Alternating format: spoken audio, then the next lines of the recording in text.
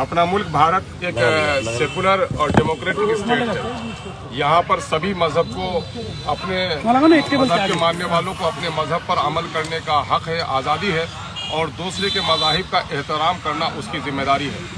मोदी जी ने जो ये काला कानून वक्फ तरमीमी एक्ट 2025 बनाया है, ये न सिर्फ मुसलमानों की मजहबी आज़ादी को सलब करता है, न मुसलमानों के फंडामेंटल राइट्स को बर्बाद करता है, बल्कि ये देश के संविधान की आत्मा के विरुद्ध भी है। और इस कानून के जरिए से मोदी जी ने हिंदू और मुसलमानों में नफरत फैलाने की एक नापाक साजिश की है, देश में खाना जंगी पैदा करने की कोशिश की है और मुसलमानों की जो जायदाद है, उनके मस्जिद हैं, मदरसे हैं, खानकाएँ हैं, इमाम बारे हैं, कब्रिस्तान हैं, दरगाहें हैं, मकबरे हैं, मज़ार हैं, ये सब वक्फ की जायदाद है। और वक्फ हमारा शरई मसला है और वक्फ की जायदाद अल्लाह की जायदाद है, उसकी हिफाजत करना हमारा ईमानी फरीज़ा है। और मुल्क के आइन के तहत अगर दस्तूर पर कोई आँच आए तो उठना हमारे लिए फरीज़ा है। अल्हम्दुलिल्लाह सीमांचल में एक नई तारीख रकम की जा रही है।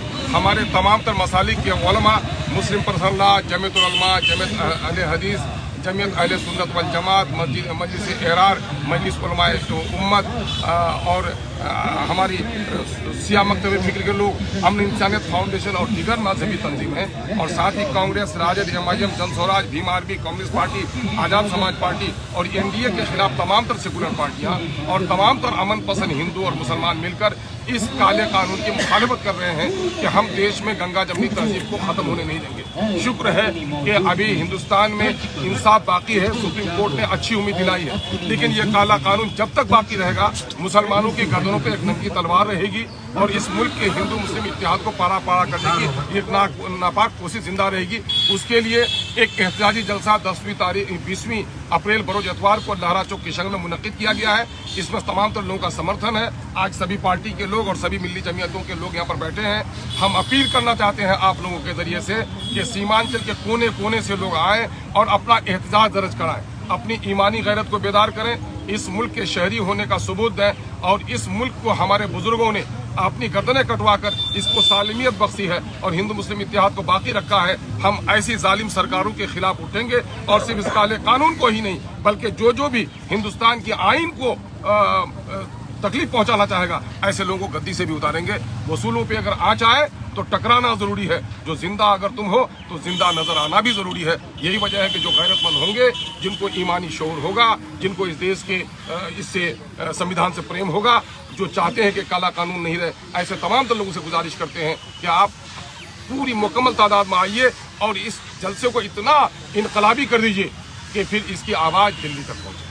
जलसा क्या शांतिपूर्ण होगा कि फिर उग्र होगा? हाँ, यकीनन सीमांचल की सरजमीन ने हमेशा अमन और अमान का सबूत दिया है।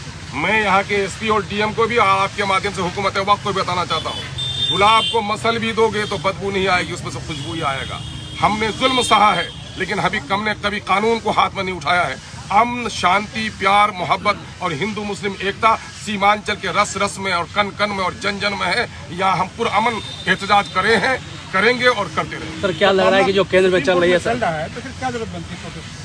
आपको मालूम होना चाहिए कि सुप्रीम कोर्ट ने इस तरह के एहतजाज पर पाबंदी नहीं लगाई है। मामला सुप्रीम कोर्ट में है। मुबारकबाद के मुस्तहिक हैं वो तमाम तर MP हजरात और दीगर हजरात जिन लोगों ने मामले को आगे बढ़ाया है। हमारे बैरिस्टर सऊद्दीन अवैसी साहब ने खुलकर इसकी मुखालिफत की है, कांग्रेस के लोगों ने खुलकर इसका मुखालिफत की है, राजद के दीगर पार्टियों के लोगों ने खुलकर मुखालिफत की है, ममता बनर्जी ने खुलकर मुखालिफत की है। इसका मतलब ये है कि हमारी मिली तंजीमों ने कहा है कि अदालत अपना काम कर रही है, लेकिन ठीक है, जब तक मेरा जख्म कम नहीं हो जाता हॉस्पिटल में जाने के बाद भी मरीज रोता रहता है। सर क्या लग रहा है केंद्र में जो चल रही है सरकार, वो धारी टोपी पे मतलब कि हमला कर रही है, कि व्यक्ति विशेष को टारगेट किया जा रहा है? दिन के 11:30 बजे हैं। अब भी अगर आपको दिन होने में शक है तो यही शक आपको मोदी जी के बारे में भी होगा।